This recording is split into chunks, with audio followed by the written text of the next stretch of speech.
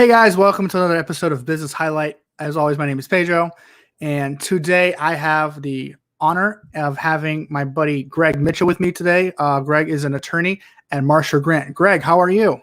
Hey Pedro, I'm doing well, and yourself? I think you muted. I'm doing great. I kind of lost it for a second, but thanks for coming on. I really appreciate it. Yeah, I'm excited to be here and just talk about what's going on in the world. Yeah. So for people that don't know you, which could be some people, tell me a little bit about yourself, how you decided to become an attorney, things like that. All right. So I'm born and raised in Boca Raton. I've been here my whole life. Always in East Boca. I'm an East Boca kind of guy. Love the ocean. I think East Boca, West Boca, Delray, Deerfield is paradise. So I don't think I'll ever leave unless I'm dragged by somebody.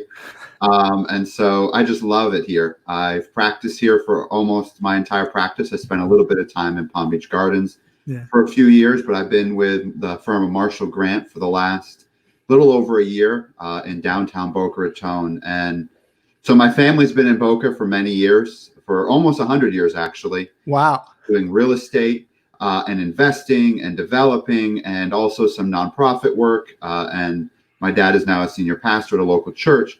And so I decided to become a lawyer to continue in that tradition, to continue in helping people grow their businesses, helping people transition from small properties to big properties, help people realize their potential of the project they may have.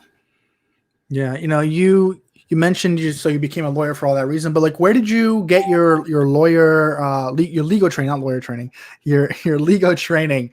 A lot of people probably ask, like, oh, how do you even become a lawyer? So how does what does that process even look like?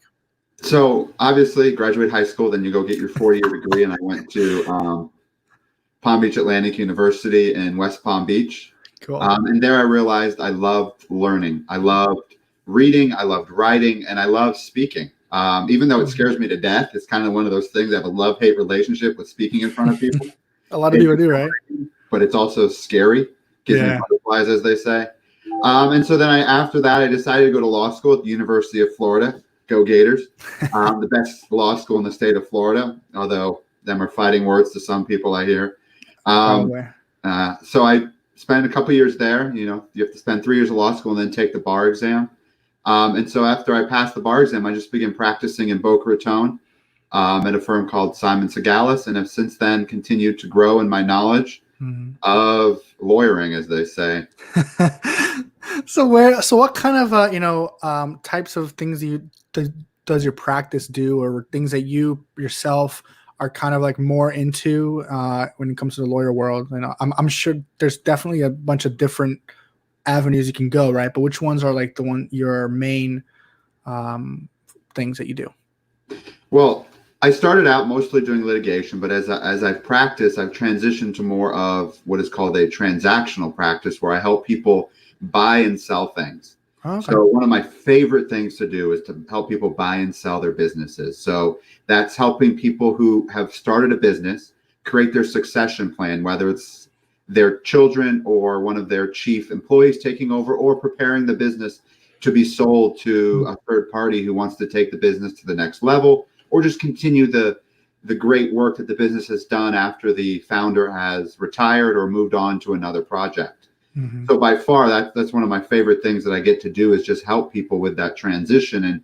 And then on the flip side, sometimes it's just help people buy a new business. So they're ready, they're entrepreneurial, they want to start something, either starting up from scratch, like a startup, or just buying into an existing business, and we can help craft all the documents. And I could bore you with the intricacies of this contract or that contract, but no one cares about that. That's my job to care. What I really do for people is just help them transition in or out of the business that they love or that they want to start. So that's one big area of practice. And the second big area is real estate. As I said, real estate's in my blood. I bleed real estate, being a Mitchell in Boca Raton. And so another part is just helping people buy and sell property, commercial or residential, handling lease disputes. And now with COVID, there's just been this explosion of this commercial lease dispute, and many people calling and inquiring, is COVID a reason to get out of a lease? Can I just stop paying rent? And most of the time, just so you know, the answer is no. You still have to pay rent. But you can negotiate with landlords, and I loved helping people. And some landlords were gracious, Yeah. and others were not so gracious. Publix, Publix owns many plazas in the state of Florida, and some of my tenants had them as landlords, and they were wonderful. Other people, who will remain nameless, were not very nice to their tenants and continued to demand rent no matter what the market or the economy was going through. And then we obviously help people with real estate litigation, and just if something bad happens, or if they buy a property and something's wrong with it that wasn't disclosed, we're here to help them through that process and to make sure that their interests are protected. Yeah. And then a third area that we practice at my firm is bankruptcy. And sadly, it's an area of practice that we love to do because it's an interesting area of the law, but we hate to do it because we hate seeing our clients go through that. Yeah. Right now, for 2016, 17, 18, 19, bankruptcy wasn't as, people go through bankruptcies all the time, but it wasn't big. 2020, it's exploding, and we're expecting it to explode near the end of the year and continue growing. And even though we don't like it, because it means our clients, it means people that we're helping are struggling, but we're there to help them through the process. Yeah. There's creditors' rights. So you're helping someone who's owed money, whose vendor or customer may be going through bankruptcy, or just helping them either do an actual bankruptcy or just help them negotiate with their creditors. And it breaks our heart to know that people are going through this problem, but we're there to help them. We need to take that burden off them, Pedro, so they can run the business and take it back to success, and not worry about people calling day after day demanding money, or landlords calling, or whoever. Your supplier saying, "Where's the check? Where's the check?" That's our job, to take that burden off the business and help deal with the legal side. And if a bankruptcy is necessary to restructure, then it's necessary, and we can help you through that process. And it excites me to help people, not really for bankruptcy's sake, because I'm saddened, but just being able to help people through all these different areas. I also do some employment law as a part of our business practice, making sure employees and employers follow federal and state guidelines, and ensuring that everyone is protected, and employers protect their employees from both outside sources, but also making sure employees are protected from unscrupulous employers at times. And then finally, an area that we practice is intellectual property law. So that's an area that I don't do a ton of work in, but I have partners at the firm, members of our practice, that are experts in intellectual property and data privacy.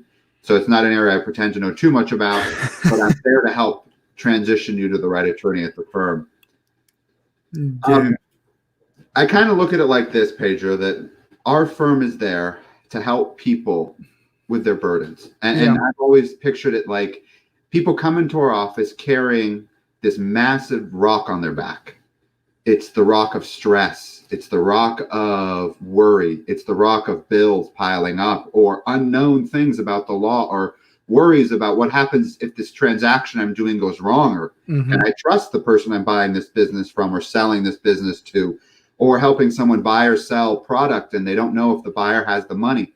So there's all this big burden that's on people's backs. And I see it as our job is to help lighten that load. To take some of the load. We can't carry it all, obviously, but our job is to help people manage risk and advise them of that risk so that they can stand tall and worry about their business. Right. Not worry about the legal stuff, not worry about whether the contract will protect them or not. That's my worry. I wake up in the middle of the night worrying about their contract. Their job is to wake up in the middle of the night worrying about their clients and customers and making sure they service them with the products they provide. Right. Again, we're talking with Greg Mitchell of Marshall and Grant. If you guys want to reach out to Greg, his phone number is 561-361-1000, or just check out their website at marshallgrant.com.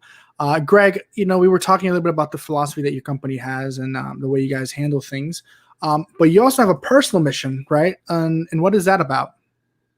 Well, the personal mission of mine is within the practice personal mission. And what the phrase we like to use, and it's a phrase created by the senior partners of our firm, Adam Marshall and Joey Grant, and it's uncommon perspective. And we see it as our job, because there's many lawyers. Boca has tons of lawyers, Palm Beach County, Broward. But we see it as our job to separate ourselves with the uncommon perspective that we can have into your case, into your needs, into making sure that your plan for your future is what's best for you and not what's necessarily best for my pocketbook.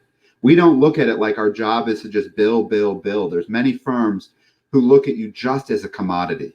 Right. The client is the commodity. The client is who you try to milk for as much as you can, whether, overbilling or just adding service after service that they don't need. We're not like that. We'd rather have a client that is happy and properly serviced and pays us half as much, because that means they're happy, and that means we're stress-free because they're happy and that we've done a great job. And so that's one of the personal philosophies that our firm and myself espouse, is just making sure we don't just shove everyone together and treat them as a commodity like so many people are treated these days by business people or others. We just want to look at your case, look at your matter, and make sure that putting our heads together, you're well serviced within what you need done. And we do that in three specific ways. We have a separate culture. We make sure that the core culture of our firm focuses on service and family and client relationships above the dollar. I mean, money is important. We're in a business and we need to pay our bills and pay our rent and pay our mortgages ourselves, obviously.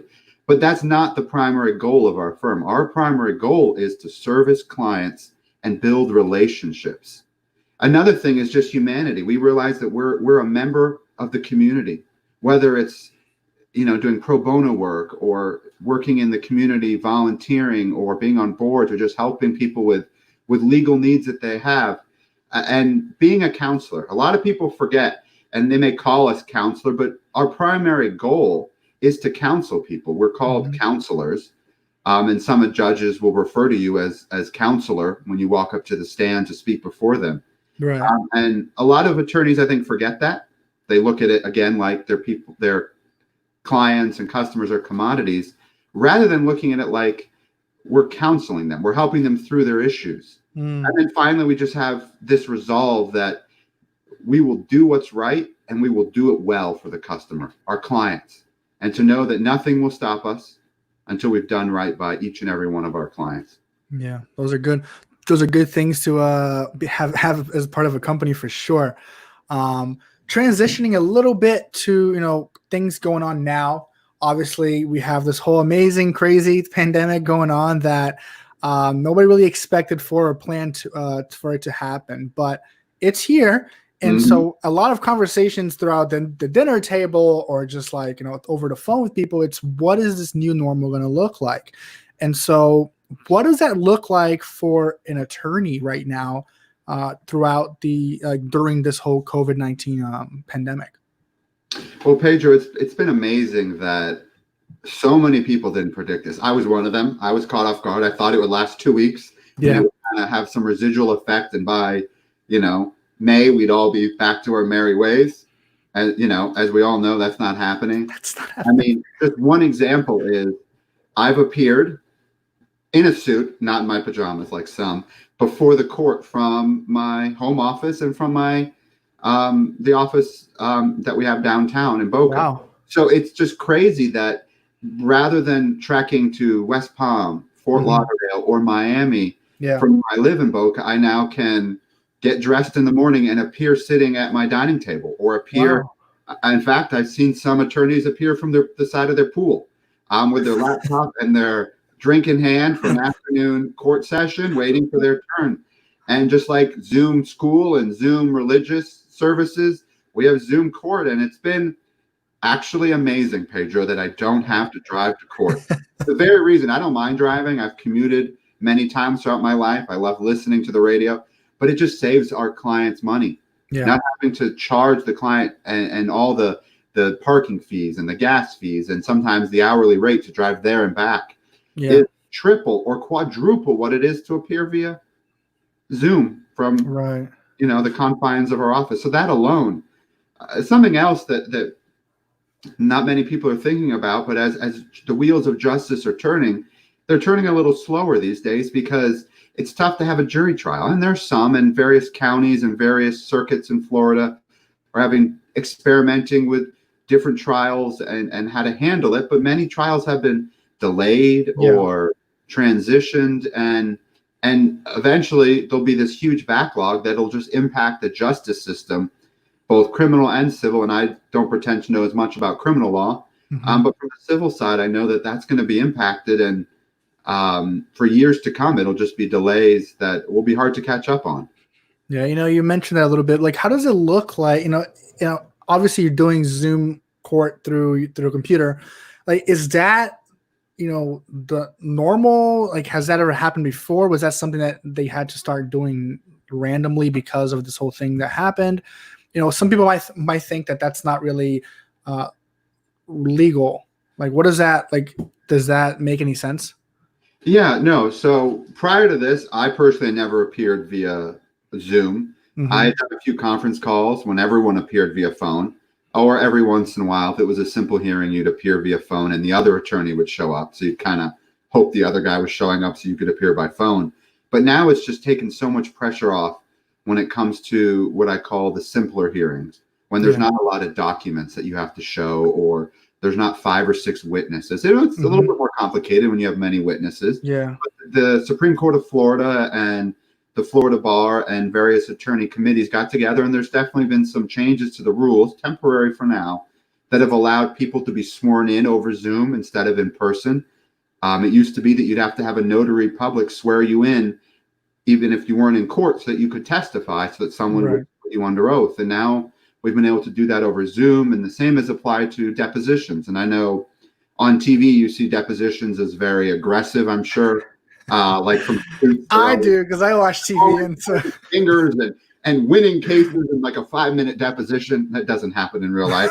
It's your don't bubble. tell me that. Suits Don't is tell not me. real life. No one figures things out that quick, even if they're, I mean, Oh, there's no way they could do it, but except they do have great suits, I will agree. they But do. so when it comes to depositions, it's, it does add a layer of complexity with documentation, and, Yeah. but we have screen sharing and everything has been scanned. So I did a deposition last week, and I just put on my screen the document and I was able to scroll through. And in fact, it saved money because I didn't have to drive anywhere. Yeah. And do you think that, once this we get past this time that we're in right now and things go back to quote unquote normal or the new normal, do you think that this Zoom type of thing is going to stick? Because you kind of mentioned a little bit how it benefits the client. So I feel like law firms would want to continue having this type of, Zoom meetings, like courts as well. I think it will stay for many people. There's certain types. Obviously, I mentioned jury trials are tough to do over Zoom. Yeah. A juror in a different room just doesn't cut it.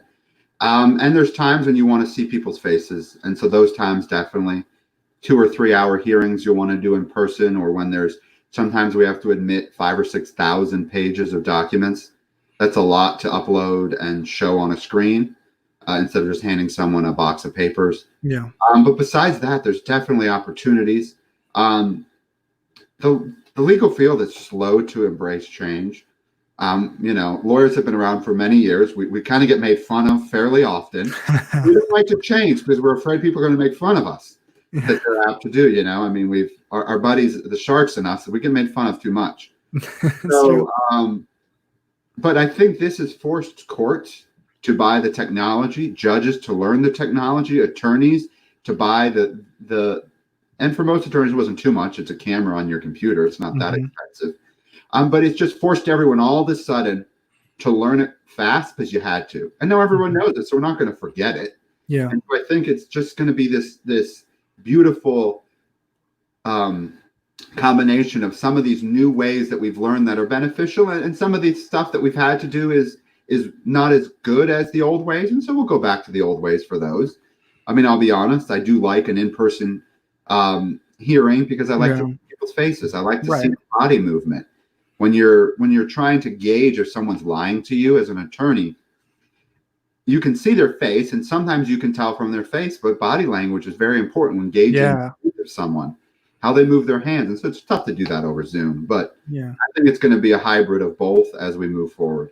And that's what I was going to touch on too. Like I feel like you need to have the courts kind of. You can't just go completely online because a lot of the parts kind of like you just said. Body movement, body language, the way you say things like that.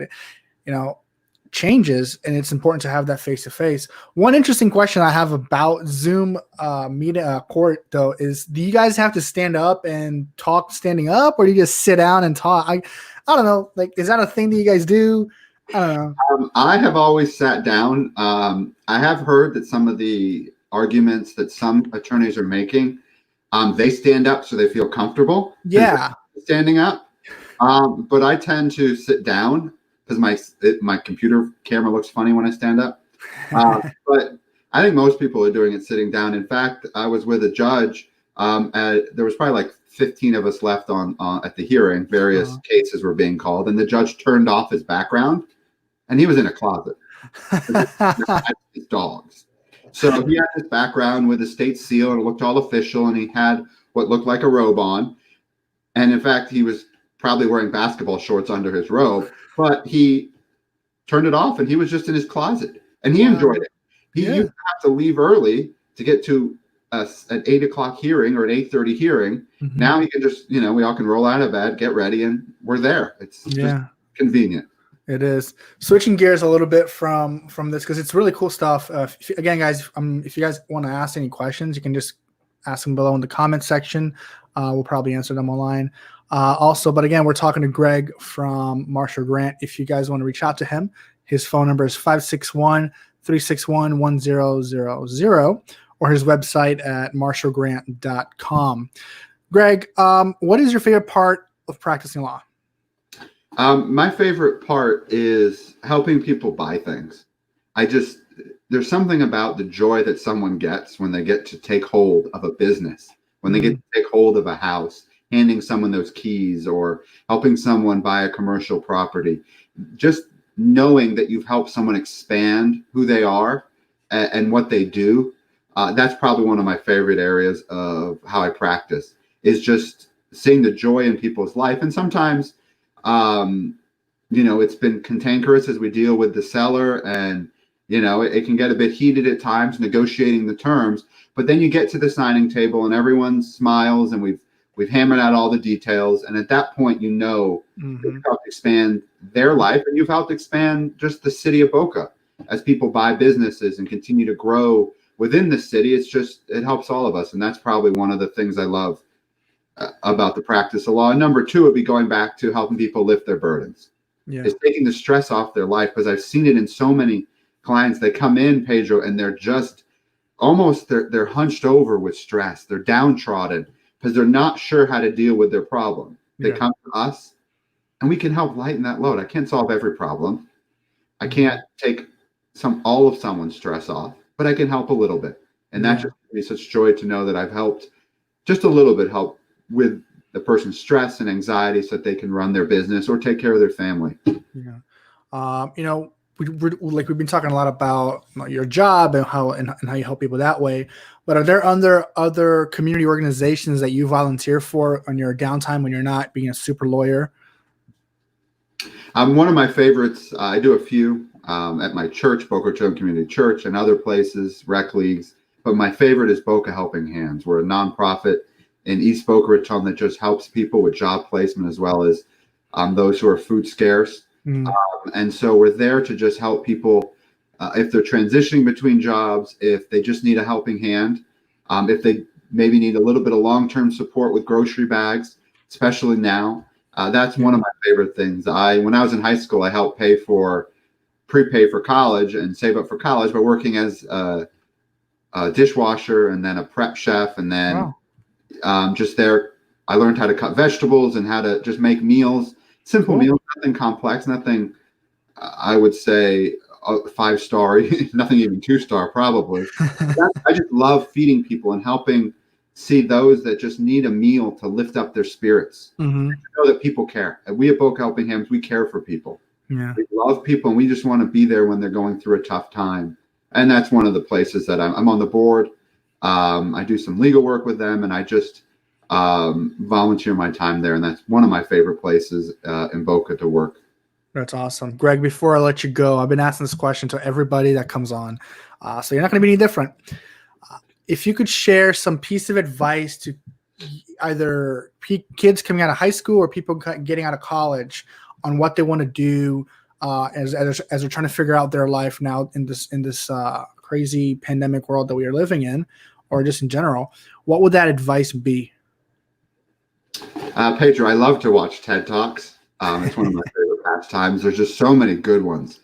And I was listening to one the other day by a guy named Mike Rowe, I believe was his name. He did Dirty Jobs on TV, and he did a ton of these things where he did dirty jobs, and he inspired me and spoke to something that I've been thinking about. And it's just the notion that we need to be there for our bosses. So as you're young, you're not going to be the boss, most likely. Most likely you're going to go in, maybe you start in an assistant manager position, or even just the line cook at the restaurant, as it were. But we need to be there to, and he used more foul language than I'm going to use, but he says you need to eat a crap sandwich with your boss. Time when you need to just go into the trenches, and you need to be okay with working long hours, and busting your butt to make sure that the business succeeds. Because it's not just about you. Yeah. As an employee, it's about the success of the whole company. And obviously you want to work for someone that values that. But I guess don't be afraid to eat a crap sandwich is my advice. Don't be afraid to eat a crap sandwich. I want to use that. That's good. Guys, again, I've been talking to Greg of Marshall Grant today. If you guys want to reach out to him for legal advice or anything like that, his phone number is 561-361-1000, and his website is marshallgrant.com. Greg, thank you so much for taking your time out and just chatting with us a little bit about law and this new normal that we're experiencing right now.